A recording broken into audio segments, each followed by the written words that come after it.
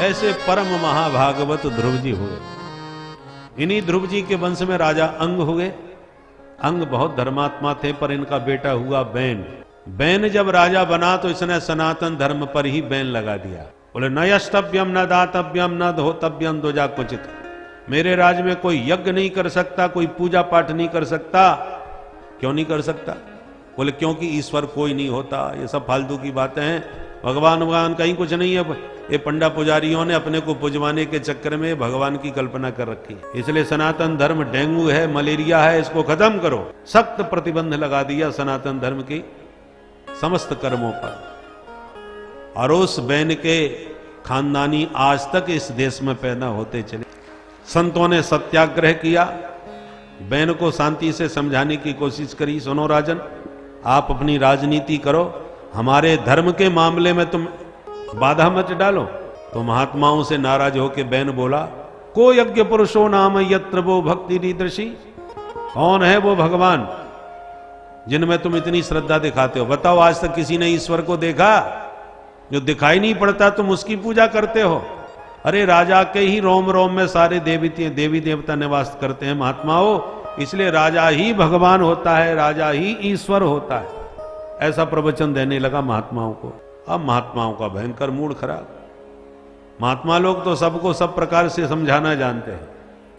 एक नवयुवक एक महात्मा से बहस करने लगा, हे महाराज जी, मैं भगवान को नहीं मानता। मत मानो। बोले मान सकता हूं। कैसे मानोगे? बोले यदि आप भगवान को मुझे दिखा दो मैं मान जाऊंगा, आपकी तरह मैं भी भजन करूंगा। और नहीं दिखा सकते तो सब बकवास फालतू की बातें, मैं भगवान को नहीं मानता।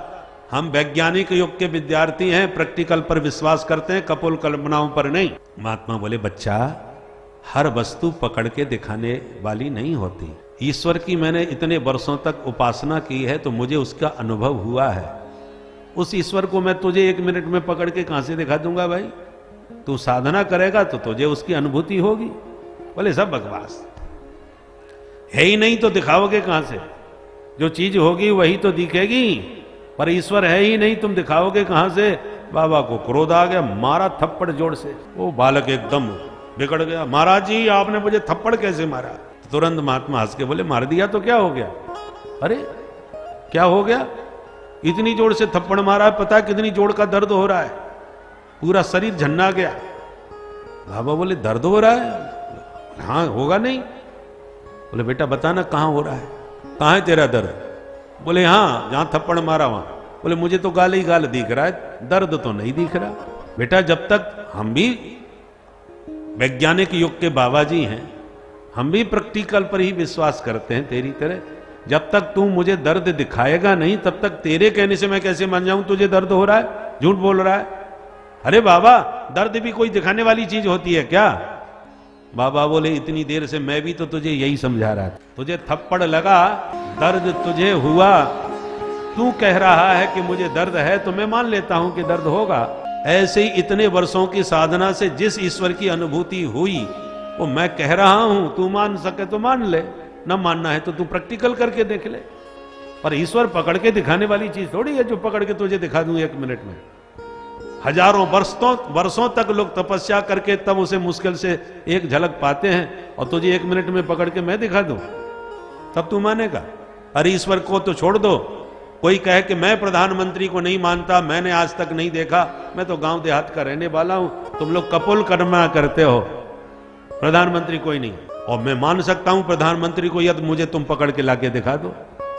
तो क्या उसे विश्वास दिलाने के लिए आप मोदी जी को पकड़ के ले जाओगे उसके गांव में कि देखो ये है प्रधानमंत्री? अरे अपने बीच में से बनाया हुआ प्रधानमंत्री को भी तुम पकड़ के नहीं ला सकते, तो पूरे ब्रह्मांड की रचना करने वाले परमात्मा को पकड़ के कोई तुम्हें कैसे दिखा देगा भाई? यो बुद्धि परसस्तुतः, आप उस तक नहीं पहुंच सकते, पर वो अपनी कृपा से किसी के पास भी पहुंच सकता है। आप प्रधानमंत्री से मिलना चाहो तो वो सबसे नहीं मिलेगा, पर वो यदि मिलना चाहे तो कभी भी आकर के मिल सकते हैं। तो भगवान जब कृपा करते हैं तो किसी भी जीव को दर्शन कभी भी दे सकते हैं, पर तुम अपने मन से जब चाहो तब ईश्वर का दर्शन नहीं पा सकते। उसके लिए तुम्हें पात्रता योग्यता की आवश्यकता पड़ेगी। बोलो भक्तवत्सल भगवान की जय। इस प्रकार से जब समझाया तो बात समझ में आती है। महात्माओं को क्रोध आया तो एक हुंकार करी, धड़ामनी से धरती पर बैन गिरा और गिरते ही गोविंदाय नमो नमः बैन मारा गया। संतों ने मन में सोचा कि हम तो आए थे राजा को सुधारने, पर हमने राजा को ही सिधार दिया। अब सत्ता सुनी, क्या करें? तो मंत्रों से मंथन करके बैन का शरीर का मंथन किया तो पहले निषाद की उत्पत्ति हुई। दोबारा जब मंथन किया तो साक्षात भगवान पृथु रूप में प्रकट हो गए। बोल पृथु भगवान की जय। महाराज पृथु और साथ में लक्ष्मी जी अर्ची देवी के नाम से प्रकट हुई। संतों ने मिलकर के पृथु महाराज को सिंहासन पर विराजमान किया। संतों का यही दायित्व होता है। देखो, भारत में दो गद्दी चलती हैं, राजगद्दी और व्यास गद्दी।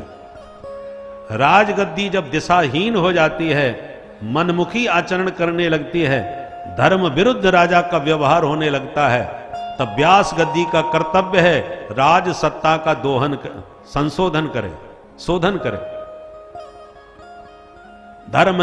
धर्म निरपेक्ष सत्ता का पराभव करके धर्मानुशासित सत्ता की प्रतिष्ठा करना संतों का कर्तव्य होता है।